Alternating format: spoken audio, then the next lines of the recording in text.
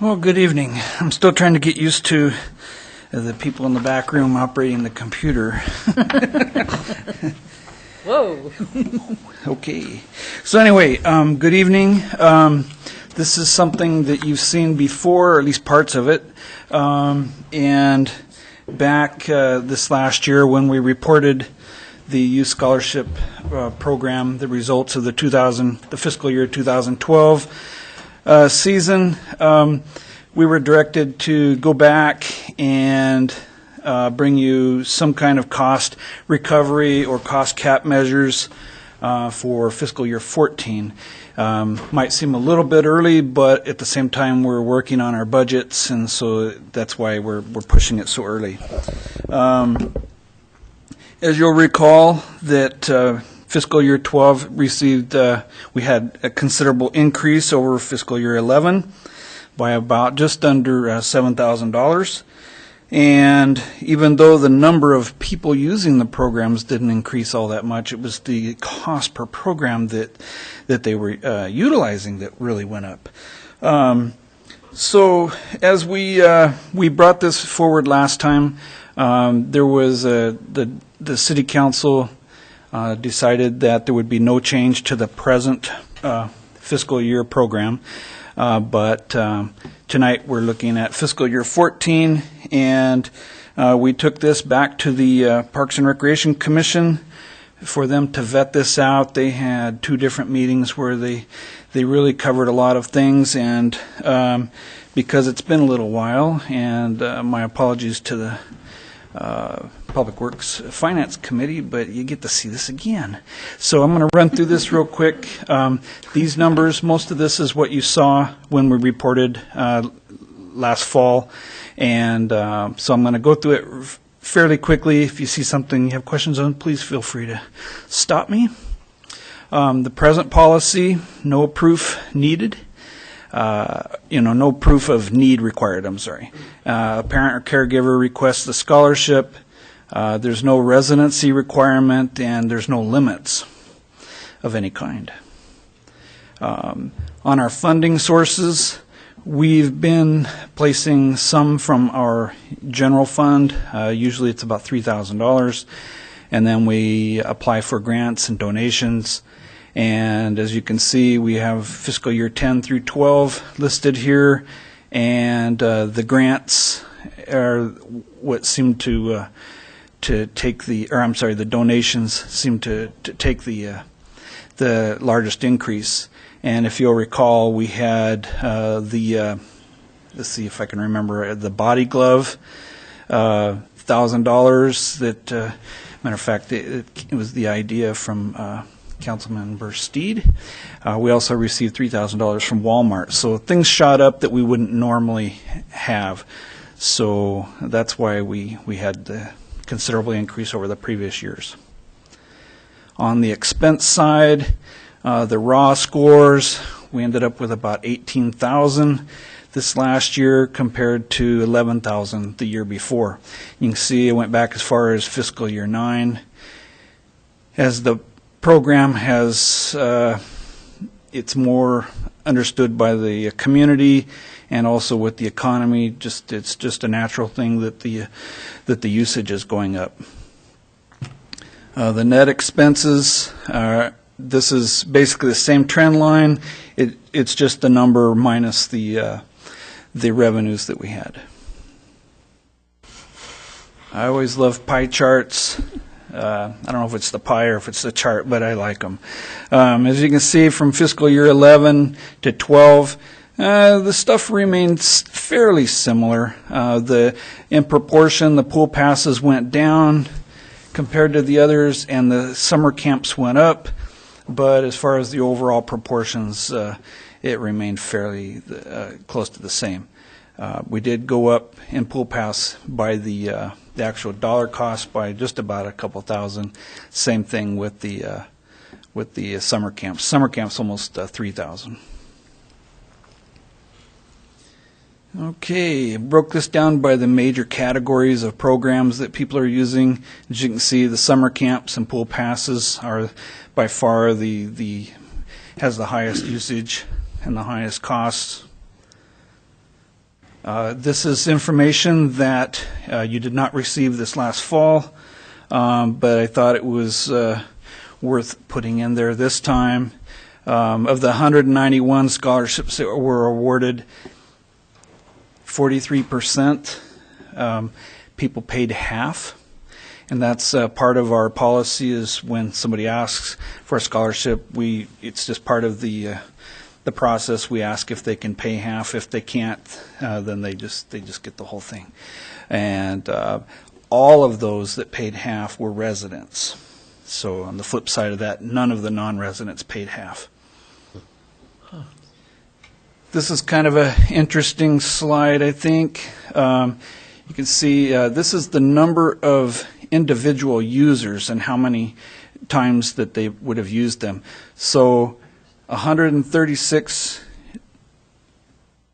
one-time individual users on down, and you can see fairly close to the same if this was made into a bar chart comparatively from fiscal year 11. But what's very different is, we went all the way up to 18 uses by one individual, whereas in last year it was only 9. So not that there were a lot of them, but they were there. Wanted to compare a little bit between resident and non-resident. If you look, get my little thing here. There we go. Fiscal year 12 non-resident aisle and the fiscal year 12 resident. You can see, the individuals, how, it's sort of everything went a little bit backward, and to figure all this stuff out will drive you crazy. So just, trust me, I know you do. But you see where the individuals for non-residents went down, but the amount that they used in dollar costs went up. It's just a bizarre thing. But it was the type of programs that they used that causes this phenomenon. And you can see where per household, per individual usage, for non-residents, it jumped severely, except just remember, there weren't all that many of them. There were only 10. Whereas in fiscal year 11 to 12, it just barely went up. And so, it just sort of tells you, I don't know what it really tells you. I don't know if it's just that there's so much more need for people that are out of town or what, but it has some kind of signal there. There was concern about the non-residents of where they were from, how far away from Moscow that the citizens are paying for these programs. And I have this broken down. You can see where the Idaho folks were, Genesee, Troy, somewhere out in the middle of nowhere, and also out on Robinson Park Road. And in Washington, it went as far out as Colfax. The Parks and Recreation Commission, it wasn't limited to just these items, but this is pretty much the majority of the options that they vetted out at their 2 meetings, and I think they did a very good job. This is, as I've explained before, this is one of those kind of topics, one of those debates that there really isn't an end to, because you can argue everything and continue to argue it. It's just whatever you end up being comfortable with. And so that's what we were trying to come up with. The recommendations by the Parks and Recreation Commission for fiscal year 14 was the first one, which you've seen before, and that was to change the accounting methodology, whereby the hard costs, which are the programs where we're paying instructors, things like that, would continue as they are, but pool passes, where you have really we have the same amount of expenses regardless of whether you have 50 people swimming or you have 300 people swimming. And if you go by the logic anyway, that if you don't have a scholarship that you're not going to participate, then there's no lost revenue either by those that are participating through scholarship.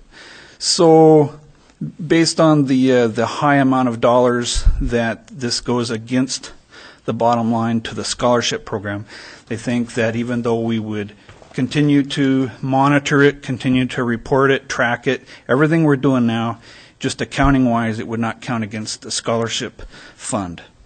And this was not met well at the Public Works Finance Committee, and it really wasn't received well last year when it was brought up by the Commission as well. The second item was restrict the scholarship eligibility to City of Moscow residents only. And also not a cap, but on a revenue side, and that was to add a tagline to our registration system where, if you recall, if you've ever registered for something online, paid a bill online, they always have the little deal that asks you if you want to donate to whatever the cause is. And that's a fairly normal thing these days. We are already working on that. Figured that really wasn't something that we needed permission to do. But it's a software thing, so they're working on that. Finance is good with it. And at the same time, staff, as we have been, would continue to monitor the program and report as necessary. As anomalies would come up, and they're sure to come up regardless of where we go with this, we would still report those. And even though it's not really policy as far as the scholarship program, but on accounting through our budget process, there's been a lot of discussion on the staff putting in our, through the budget process, covering the whole amount of what we would expect the expenses and revenues to be, and covering that up front instead of going in the hole and covering it at the end. And we'll work that out. You'll see that at the budget process time. And but as far as policy, here's what the Commission's recommending. And before turning it on back to you, just from me in the position that I hold, and I have been doing this for a lot of years, well before I came to Moscow, and I've seen these programs in various shapes and forms, and usually it's you guys telling the staff or some commission or the public how proud you are of the things that they do for the city. But from my perspective, regardless of where you go with this tonight, I am really proud of you guys, gals, I mean that, you know, just having a program at all. I think it's really important. It's taking care of our kids. It's not frivolous money going out, and no matter how little or how much we have for this, it's no doubt appreciated by the families that are needing it and using it. And I mean, just from that perspective, I'm really proud of you guys. So with that, I'll go ahead and turn it over to you. If you have any questions, I'm here to answer them. Thank you, Dwight.